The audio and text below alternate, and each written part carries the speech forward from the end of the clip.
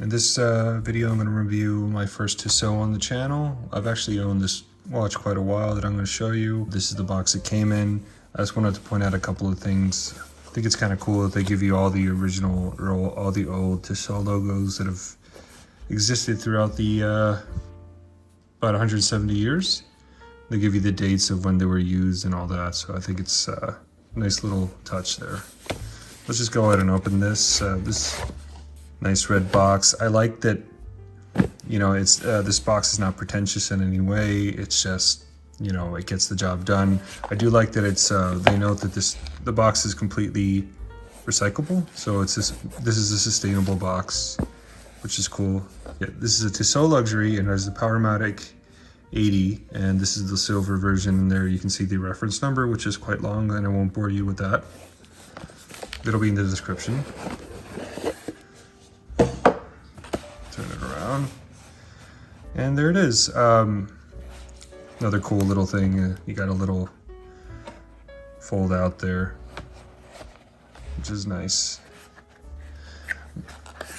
There's the watch. There's documentation down in here, and a couple extra links that I just saved in there. So that's about it. This is completely empty. So let's go straight into the dial. Obviously this is a silver dial. It's got lots of dimensionality here, a lot of things going on, even though it's such a plain watch. I should probably state that this is definitely a dress watch. This is a 41mm dress watch, which is a little big on the you know, for a dress watch. The dial being so nice and elegant, really, I think it's really nice that it's so big. So you got polished indices all around it here. No numerals or anything. Very simple polished hands that are, you know, they're just kind of like rectangular. They're not, you know, there are no curves here. Also nice polished seconds hands as well. You have Powermatic 80, which is another really nice thing that this watch has, is the movement. This movement has an 80-hour power reserve. I'll go into a little more detail about that later. But I think that this watch kind of has, you know, just to round off everything, you know, as you can see, there's a lot of dimensionality in this watch. You have kind of like you have like a nice bit of texture in the middle of the dial there. I don't know, it looks like they took a bunch of layers and little discs, and they put them all together and laid them all out, and I think it works really nice. It really gives this dial a lot of dimensionality. You got the center that's somewhat indented, then you have this raised hour, slightly raised ring all around the center, and then it just dips down again where you have like you have second little markings that are little second markings all around. Quite nice. I think this is actually one of the nicest dials that I own, I have to admit. You have your date window there with the small little bezel, polished bezel all around it, which is, again, this is a dress watch through and through. And you got Tissot in 1853 markings there. If you're finding this review helpful, I would really appreciate it if you can give this video a thumbs up, and let's keep going. Other than the dial, I think you kind of have like a bit of a duality here. You have this beautiful silver dial, which I just love silver dials, especially when they're done right, and this one is definitely done right. And then you have this like almost like a very unique case with this, it's almost like subway tile-ish, or it gives me like chainmail, like from like vibes from like an ancient armor. Or even like carbon fiber weave, it almost looks, but it's just metal, and it just gives a lot of, it's just something you don't see every day. I think a lot of people, either you love it or you hate it. And, you know, there are days that I look at it and I'm like, man, that is really out there. I don't know if I like it, but then I remember that, you know, this is the dress watch. It's supposed to be flashy. It's different. I like that it's different. And then I wear it, and then the dial like reels me back in every time. Even though it is a little big for a dress watch, I'll bring that up again. But again, beautiful dial. The case is just, you know, it may not be for everybody. Let me give you a nice view there. It really, really works well So it has a very small bezel all around, making, at the same time, it has a very restrained lug to lug, making this watch very easy to wear for a lot of people. You would think that it would wear rather big, but it really doesn't. Even though it is a 41mm watch, I'd probably say it wears closer to like a 40mm. That's my 43mm Javril, and obviously it is a lot smaller. So this case has a nice display case back where you can, get a nice view of the movement, which is again Powermatic 80, which beats. It has a nice signed rotor with Tissot on it. The case back and the crystal are both sapphire, which is quite nice. It's a somewhat polarizing design, I have to admit, but every time I wear this watch, it reminds me how much I love it. All the elements kind of work together. And the fact that, this watch could be found for about $300 makes it an even more appealing proposition. You have a nice signed crown with the T for Tissot. Not much to it. It's a decent sized crown. Here, you can wind it pretty easily. I'm winding it right now. This watch is very easy to use. I'm going to pull it out. I'm going to hack the seconds there, so it's obviously it has a hacking seconds. You very easily change the date. You go to the first position, and then you just go up. You twist it up to change the date, like so. I'm going to the 6th, and obviously it doesn't hack the seconds when you're doing that. And then you push it in, you're all good to go. So I think one of the best parts of this watch is the movement. You have an 80-hour power reserve, which is over 3 days.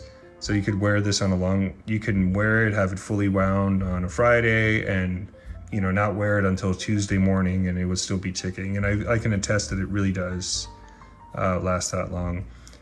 So this is a very nice movement. It's based on an ETA 2824, which has been modified. I believe they're modified and they're taken from 4 Hertz to 3 Hertz and reduced down from 28,800 vibrations per hour down to 21,600 vibrations per hour. But I think it's it's a worthwhile trade-off, since you got a very, very, very practical and usable power reserve. That's one of my favorite parts of this watch. It almost never wants to die. Okay, so let me go into a little detail about the bracelet here. This is honestly one of the best bracelets that most comfortable bracelets that I've ever worn, and I'm not exaggerating, it's really that good.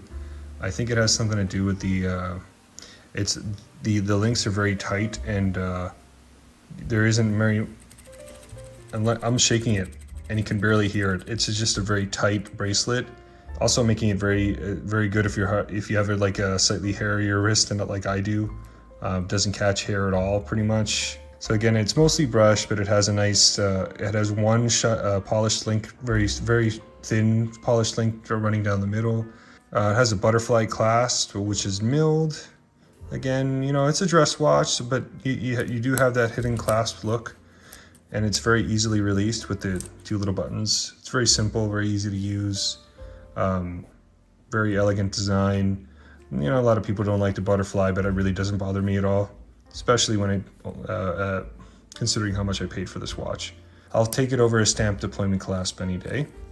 But yeah, obviously you have Tissot 1853 signed here, here at the clasp, and again, opens very easily. So one thing I want to mention about this bracelet is the fact that it's so tight, and the links are so tight together, again making it very comfortable, like I mentioned. I guess the one drawback is when you put it down, it doesn't lay flat. It just kind of stays like that. Kind of a little bit of a trade-off. I keep it in a box anyway, so it doesn't really bother me. But if it does bug you, you can always just leave it sort of like that on its side, and nobody would really ever know. Or you could just kind of open the clasp and it lays a little slight. It's still raised like that, but that's just the way this bracelet is. This watch also comes in a leather strap if you prefer it. I think it's worth getting the bracelet. I don't think it's very much more, and you can always change the strap later. All right, let's weigh this watch right now. Looking at 145 grams. It's a pretty standard weight for a stainless steel watch of this size. All right, so let's do a quick measurement here. I think I've measured this thing before, and it was 41 on the nose. Yeah, 41 right there. And also another cool thing about this watch is how thin it is. You're just looking at a hair under 10 millimeters. Super thin watch. And again, the lug to lug, also quite restrained given its size. But looks like 48 millimeter lug to lug. Not bad for a 41 millimeter watch, really. And that is how the Tissot Luxury looks on my 7 1/4 inch wrist. Like I said, this is like on the bigger side for a dress watch, but it's really fits nicely on my wrist, I think. So if you're looking at this watch and you have a slightly smaller wrist, maybe up to about 6, maybe you could probably get away with a 6.5 inch wrist and above. Anything smaller than that, it may look a little big for you, but I like the way it looks on mine.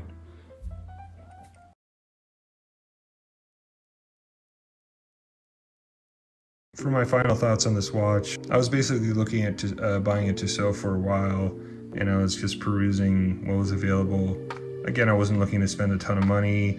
I knew that I could find something, a really high quality watch. It may not be the newest model. I chose this one. I think what kind of won me over was the dial and the case. Like I mentioned, I think it just I really haven't seen anything like this, and I wanted something somewhat different something that stood out in my collection.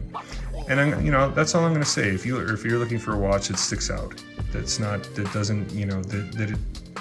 watch is that unique snowflake. It has its own look. It has a lot of personality, even though it is it has a very nice dial, very elegant and simple, but at the same time it has lots of elements of dimensionality, and the case is again, never seen anything like it. And Tissot is such a powerhouse in the industry that obviously you're going to get a quality product here. And I'm gonna totally. I mean, these watches are still available out there at very reasonable prices, and I think it's worth a look at. Well, anyway, if you have any questions about the watch or pretty much anything about watches, feel free to leave them in the comments. It really help the channel a lot if you can give this video a thumbs up, and I'll see you in the next one.